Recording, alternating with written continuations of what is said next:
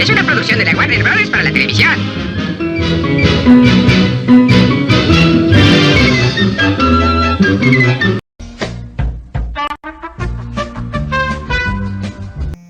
Usted como personal de la salud, ¿cómo definiría la tromboflebitis y la trombosis? Trombosis y bueno, en sí la palabra trombosis es un trombo que está obstruyendo una vena. Ahora, la trombosis se refiere a trombosis a tejido o a un órgano profundo que no está visible. Y la tromboflebitis es lo que está visible, que sobre todo se da en las extremidades, sobre todo más frecuentemente en las extremidades inferiores. Entonces, ambas son una obstrucción. Sí, obstrucción de las, pues de los vasos sanguíneos que provocan la muerte de algún tejido. ¿Y nos podrían proporcionar algún síntoma característico de alguna de estas dos patologías? Bueno, la trombosis incluso puede ser pulmonar. Cuando esta es pulmonar, puede ser súbita y ocasionar la muerte. Se da sobre todo cuando hay fractura en alguna extremidad, sobre todo en el fémur, a nivel fémur. Y la tromboflebitis pues es más visible porque se nota la acumulación de sangre. Aparte se presenta por ardor, por dolor, por punzación que siente que el paciente siente como un picor, comezón. Ok. Y en algunos síntomas de estas patologías, pues como usted lo acaba de decir, no sé si estén también la hinchazón de las piernas, dolor en piernas, o incluso llegan a tener calambres, si me equivoco. Efectivamente, adormecimiento, sienten hormigueo, incluso pesadez, la coloración también, porque tienden a presentar como algunos hematomas. Sí, hematomas, o hay incluso equimosis. ¿Por qué se suele producir? Por una insuficiencia venosa. La acumulación de colesterol o grasa en las venas son las que provocan el taponamiento de las venas. También puede ser por, como les decía, a nivel fémur, porque las fracturas pues causan coágulos, y esos coágulos a través del torrente sanguíneo pueden viajar, y esas suelen presentarse como trombosis, que puede alojarse en el cerebro o en los pulmones. Y estas personas, ¿cuáles son las afecciones que pueden tener estas personas? Tanto la edad como la raza, también el género de cada persona, como tanto hombres o mujeres, o en cuál de estos dos casos se ve más frecuente. Pues en los dos no se puede distinguir más en un sexo o en el otro, o en edades, porque la trombosis profunda puede ser, y cuando hay fractura puede ser tanto en jóvenes como en adultos. Ahora, la tromboflebitis ya se da en las edades adultas, porque empiezan ya con disminución de la circulación venosa, que empiezan ya con insuficiencia venosa, que esto es una característica como secundario dan las tromboflebitis. Aparte de asociarlo con alguna fractura, ¿hay alguna otra enfermedad con la que se pueda asociar? Con problemas de la coagulación, cuando hay alteraciones en la dímero D, Pues sí, puede ser por problemas en la coagulación. Para aquellos que tenemos hemofilia, ¿verdad? Efectivamente. Es un factor muy predisponente para la trombosis y la tromboflebitis. Y creo que también está más arraigada para las personas que toman píldoras anticonceptivas, métodos anticonceptivos orales o terapia de reemplazo hormonal. ¿Por qué? Porque estos pueden llegar a alterar pues el flujo pueden aumentar, la coagulación de la sangre, incluso también en el embarazo. En el embarazo puede aumentar la presión en las venas de la pelvis y las piernas, que es el riesgo de desarrollar coágulos sanguíneos como consecuencia en la etapa del embarazo. Creo que esos son como que las causas más arraigadas de la trombosis y tanto de la tromboflebitis, porque como estamos tomando métodos anticonceptivos orales, ¿qué es lo que hacen? Hacen que aumente nuestro flujo sanguíneo. ¿Estoy en lo cierto o usted como personal del área de la salud, qué nos podría decir en estos casos? Sí, tiene mucho que ver. También tiene mucho que ver la alimentación, porque el alto consumo de grasas aumenta el taponamiento de las venas y esto aumenta pues el riesgo de formar trombos o que los taponamientos de las válvulas. Entonces, en la alimentación, ¿qué se debería de cambiar? ¿Más alimentos como vegetales, verduras y actividad física? ¿O hay algo más que deberíamos asociar con la alimentación? Disminuir los alimentos altos en colesterol y las grasas, sobre todo las grasas animales o las grasas, porque por ahí se dicen que hay grasas buenas y grasas malas. Las grasas malas son las animales, las grasas buenas son las vegetales. Exacto, y también hay complicaciones para las personas que tienen la osadía de fumar y tomar, beber alcohol, fumar tabaco y también algunas drogas como lo que es la marihuana. La marihuana es una de las drogas más fundamentales para causar esta alteración de la coagulación, y esto se ve más afectado en las personas jóvenes, que somos predisponentes a tener esos arranques de querer fumar y de querer pues probar algo nuevo, ¿no? Creo que en muchos casos ha llegado situaciones donde los pacientes son menores de edad con ya cierta dependencia a estas drogas que son tabaco, alcohol, y pues que son la mayor causa o que son más predisponentes a tener este tipo de patologías. Bueno, sí, en la alimentación también hay un factor importante que son los suplementos alimenticios. Bueno, los deportistas, para mayor formación de músculo, toman sustancias que les hacen aumentar su masa muscular. Ese tipo de suplementos también les pueden ocasionar coágulos en la sangre.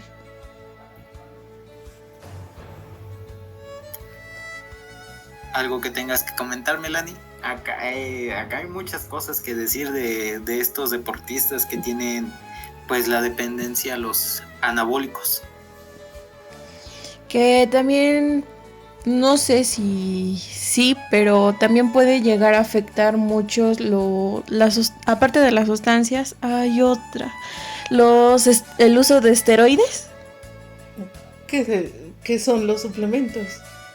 Son parte de los suplementos. Y aparte de los esteroides, ¿qué más se puede llegar a consumir? No sé si también tenga que ver el uso de estas bebidas. Sí, las bebidas energéticas también. Lo que pasa es que también las bebidas energéticas lo que causan son taquicardia, y al aumentar el ritmo cardíaco aumenta el flujo de sangre, el bombeo de la sangre, y las venas pues se vuelven locas porque a veces no tienen la capacidad de liberar toda esa sangre que les están mandando.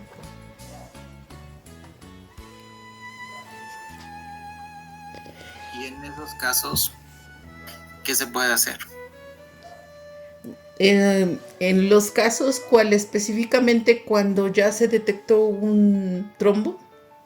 Empecemos desde un principio, desde que se empieza a tener la ligera sospecha o te empiezas a sentir mal, empiezas a sentir ese dolor. ¿Cómo se podría diagnosticar? Bueno, cuando hay una sospecha de trombosis, primero hay que localizar el trombo. Hay que localizar el trombo y lo más indicado pues son los antitrombóticos, que es el alteplase y tecneplase. Son unos de los más usados aquí en México. Y el caso de las personas que a veces tienen miedo a consultar al médico y dejan que se agrave más la enfermedad, en esas personas que ya la trombosis está más avanzada o bueno ya corren más peligro de más cosas, ¿cómo se podría diagnosticar en ese caso o qué se podría hacer como tratamiento? Pues cuando llegan muy complicados, llegan hasta perder las extremidades. Porque como hay muerte celular, porque el trombo ocasiona encharcamiento de sangre y toda la sangre o agua que está acumulada se pudre. Agua que no circula o sangre que no circula se pudre. Y como se pudre esa sangre, pudre los tejidos a su alrededor. Y pues ante la muerte celular, la muerte de tejido, pueden perder su extremidad. En cuanto a si es cerebral o si es pues más profundo, pues incluso pierden la vida cuando no se detectan a tiempo. Cuando es en cerebro tienen cierto tiempo. Dentro de las primeras horas se tienen que trombolizar para que se disminuya el daño del tejido o se reduzca el daño. Y entre más pronto se haga, se logra reducir más el daño y es menos los efectos secundarios o se me fue la palabra, las secuelas. Y unas de estas, pues entre mayor sea la muerte, si es a nivel cerebral, entre mayor es la muerte del tejido, mayor es la secuela, que limitan las extremidades. Puede ser paraplegia, hemiplegia o simplemente el no poder mover alguna extremidad, o el tic de un ojo, o la rigidez o la parálisis facial.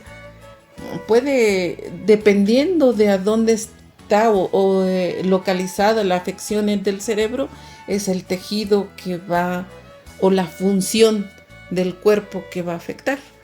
Ahora, cuando es pulmonar, como les decía, esto puede ser fulminante porque por lo regular cuando es trombosis pulmonar y no se detecta a tiempo, muere el paciente. Y bueno, hace un momento, antes de empezar con esta entrevista, había mencionado el Doppler. ¿El Doppler tiene alguna preparación pre-hacer el estudio o más o menos nos puede comentar en qué consiste un Doppler?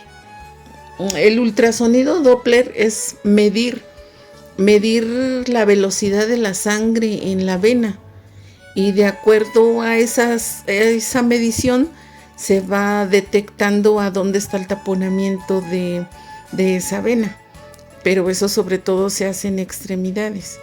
Cuando es a nivel pulmonar o cerebral, se hace con una tomografía y se puede hacer como con tomografía contrastada, y el contraste nos ayuda a identificar qué parte del cuerpo o en dónde está localizado el trombo.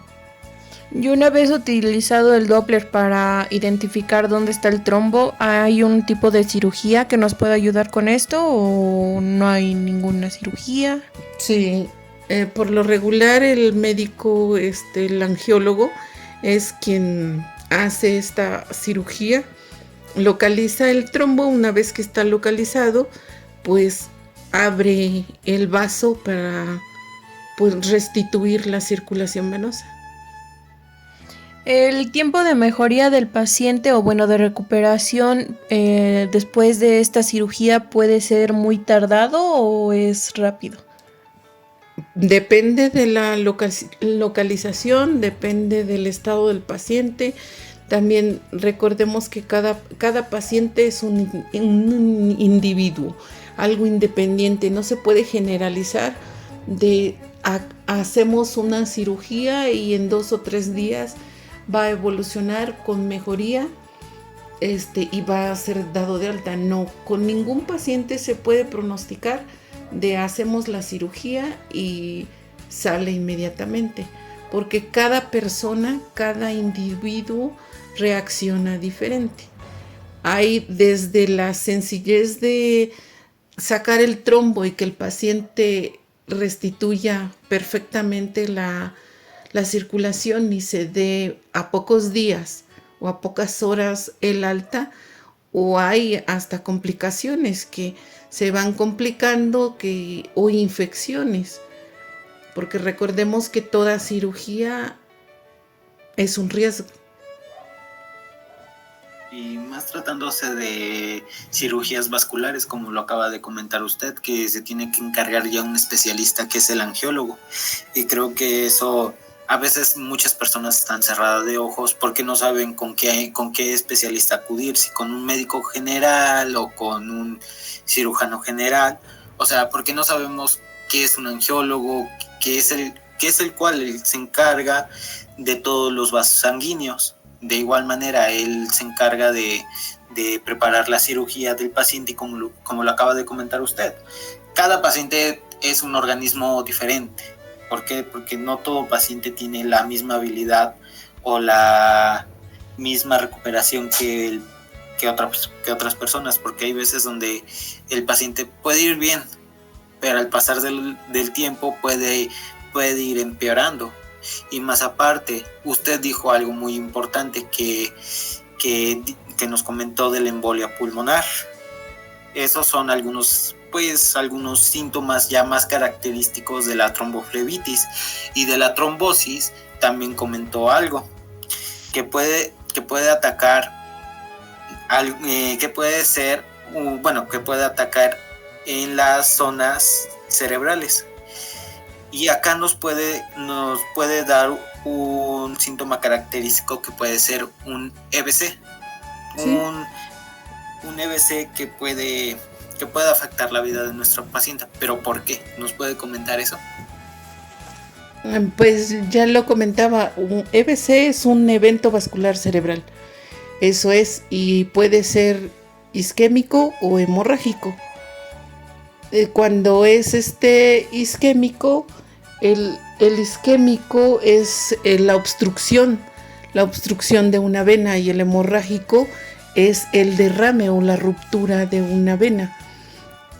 Sobre todo cuando es isquémico es más metabólico, más dependiendo de la alimentación o lo que está evitando que llegue adecuadamente oxigenación al cerebro. El hemorrágico sobre todo es cuando hay crisis hipertensivas, porque la presión sube tanto que rompe las venas. Entonces,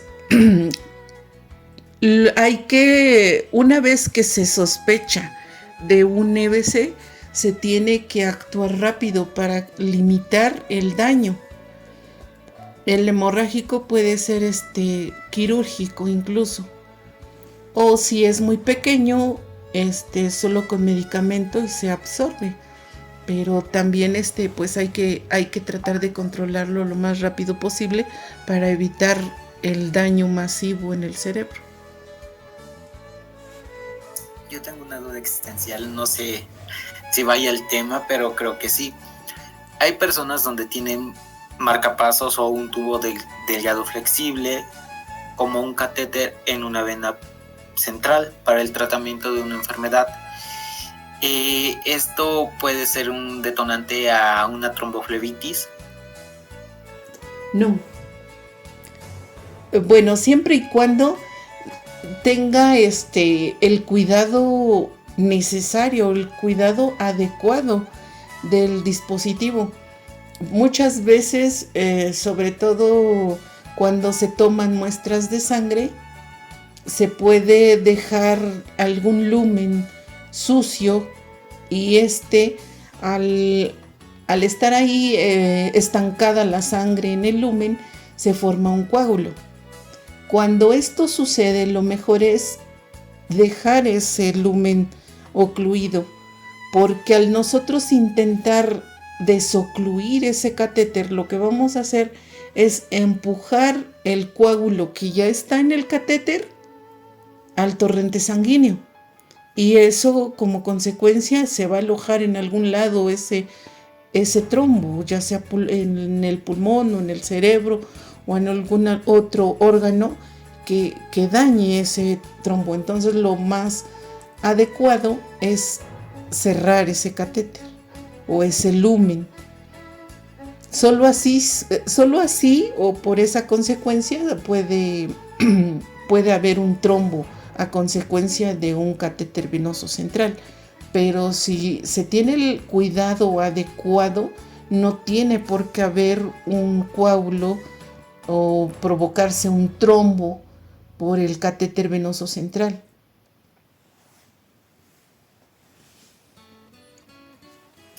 Vaya. No sé si responda eso tu pregunta. Sí. Sí, porque tiene mucho que ver, o como usted lo acaba de decir.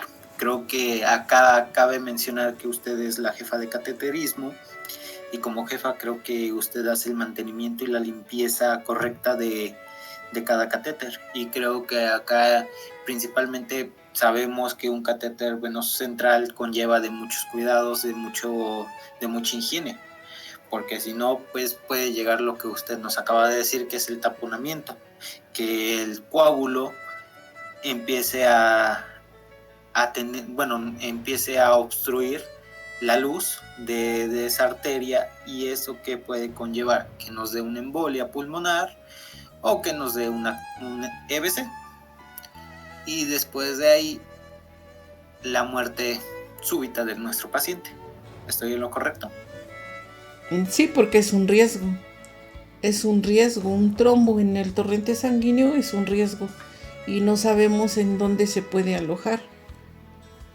Tanto se puede alojar en alguna extremidad como a nivel cerebral o pulmonar, que es donde más dañaría.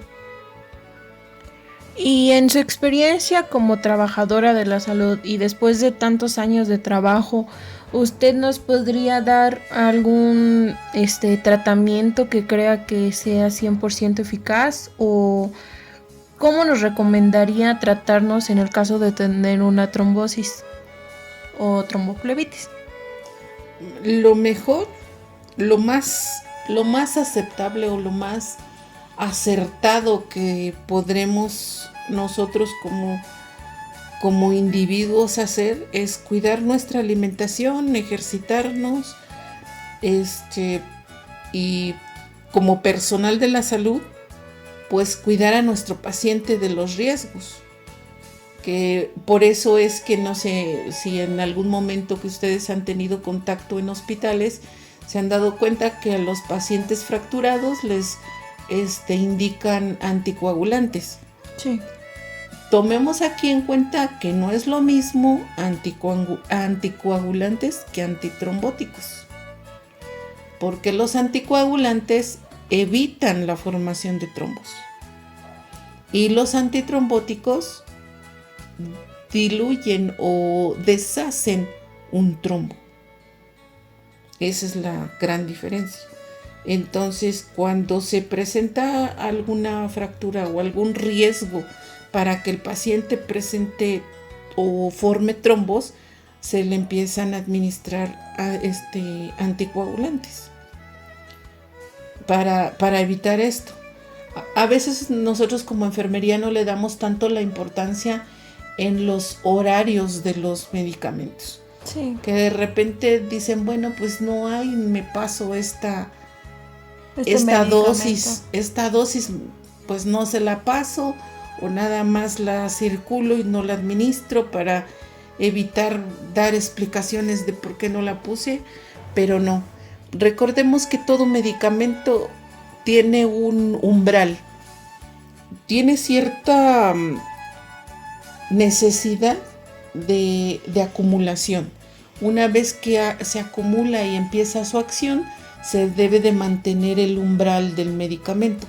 Si nosotros dejamos de administrar una dosis, se pierde el umbral de ese medicamento, o sea, el nivel de medicamento que debe de estar en el cuerpo del paciente para ser efectivo.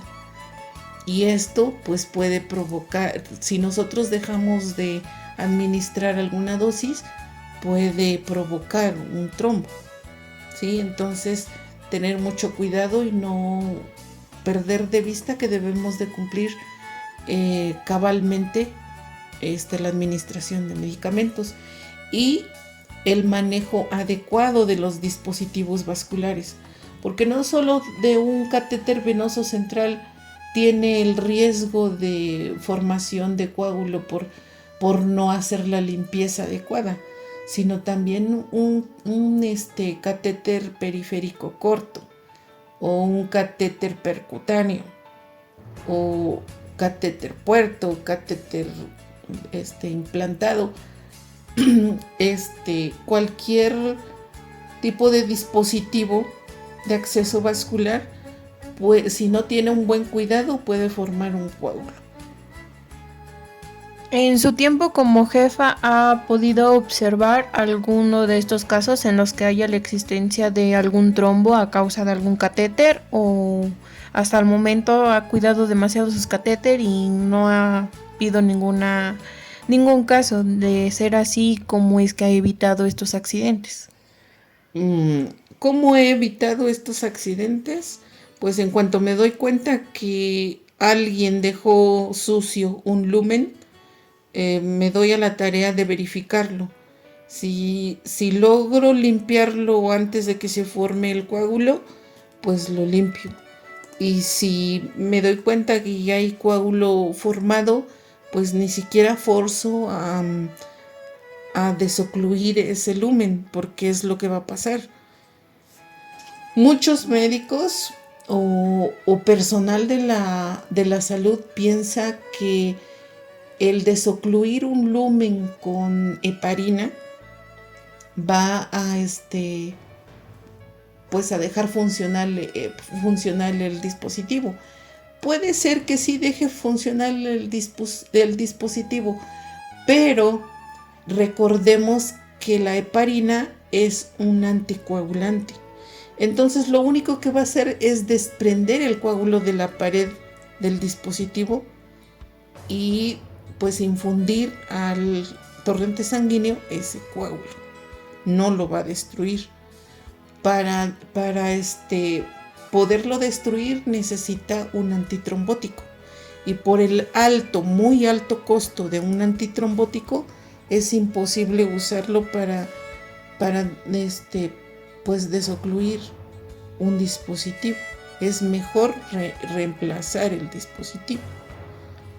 Ahora, lo que yo he hecho, bueno, yo creo que hasta ahorita no sé si he tenido suerte, yo creo. Porque cuando nos damos cuenta, luego yo les digo que alguno con manos calientes ya hizo de las suyas y ya intentó desocluir el catéter con heparina. Y hasta lo dicen, no se preocupe, ya lo desocluí con heparina. Y entonces nosotros casi nos infartamos. Y es ahí cuando ya les hacemos ver el por qué no deben de hacer eso. Y bueno, hasta ahorita a los que les hemos hablado y hecho el hincapié en cuáles son las consecuencias, sí lo han entendido. Hasta ahorita, pues, a consecuencia del catéter, creo que no. Excelente. Y esos son de seguro nuestros pequeños residentes, que son los que más nos causan este tipo de problemas, pues de los taponamientos, de los catéter, o que a veces llegan a tomar las muestras de sangre por ahí de alguno de esos lumen, y a veces no llegan o no tienen los mismos conocimientos ellos mismos de en dónde tomar una prueba de sangre o una muestra de sangre, perdón, y pues lo toman de donde sea y a veces dejan pues chorreado el lumen. Y pues creo que es más la higiene, o nosotros como enfermería es el tic que todos tenemos de hacer las cosas bien. Y creo que acá no estamos jugando con juguetes o vamos a desechar una hoja de papel a la basura. No, creo que se trata de la vida de la vida de un ser humano, y pues más si es posiblemente un familiar cercano a ti, pues creo que es algo más sustancial que debes de ver en el cuidado de aquellos lúmenes que llegan a tener en esas causas, pues la contaminación, se llegan a infectar, y pues a veces algunos residentes no se llegan a ser responsables de aquellas contaminaciones, y pues llegamos a perjudicar la vida de nuestro paciente a tal grado de llevarlo hasta la muerte. Y creo que acá hay que tener un grado de conciencia, pues más que nada para salvar la vida de nuestros pacientes.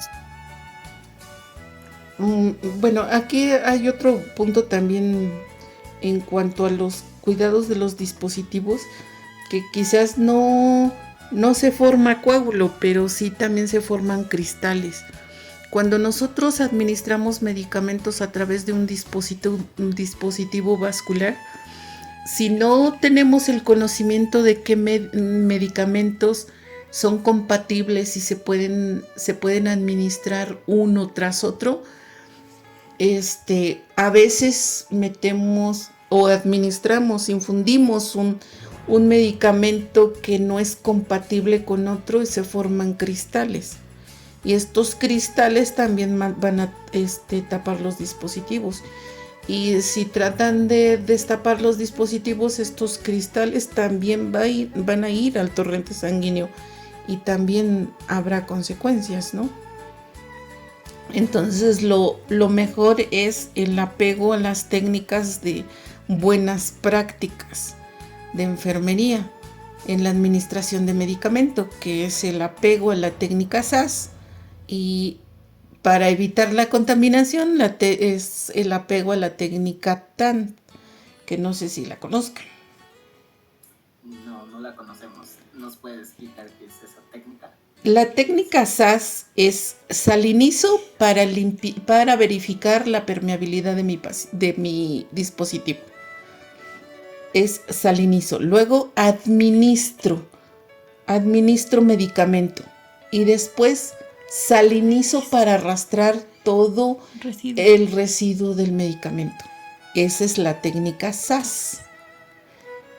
Nosotros como clínica de catéteres no recomendamos la técnica SASH, que la técnica SASH es salinizo, administro, salinizo, heparinizo.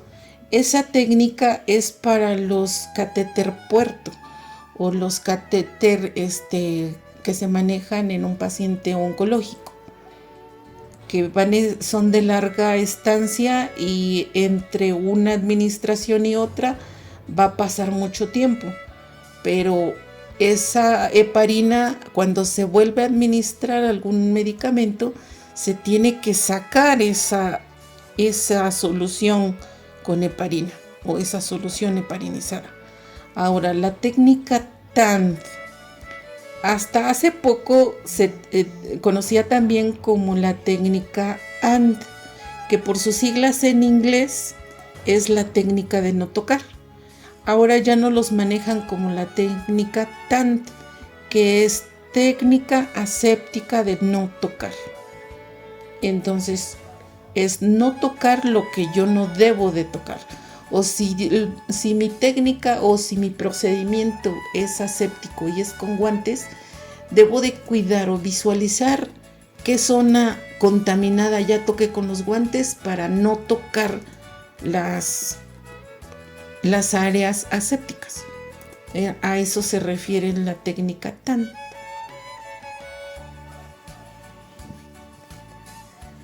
Ok, bueno, al menos en mi caso ya no me sabía tantas técnicas. ¿Y en tu caso, Melanie, sabías?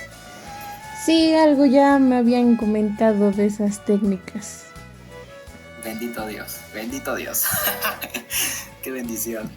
No, hombre, acá esta entrevista nos está trayendo mucho aprendizaje, pero uno de los tratamientos adecuados para la trombosis y tromboflebitis son las mallas compresivas. ¿Cierto o falso? Para nuestros pacientes que están postrados en una cama y que tienen poca movilidad física, que es lo que también nos comentó desde un inicio, pues debemos de ponerle mallas compresivas para poder hacer un tratamiento tromboprofilaxis, un tratamiento de la tromboprofilaxis para evitar trombos en nuestras piernas. Y ya también sabemos que pues ya, bueno, es repetitivo de mi parte, pero pues una trombosis o una tromboflebitis puede llegar a tener una embolia pulmonar en el lado derecho de nuestra pierna. Oye, estoy confundido. ¿Es un final triste o un final feliz? Es un final y basta. Eso es todo, amigos.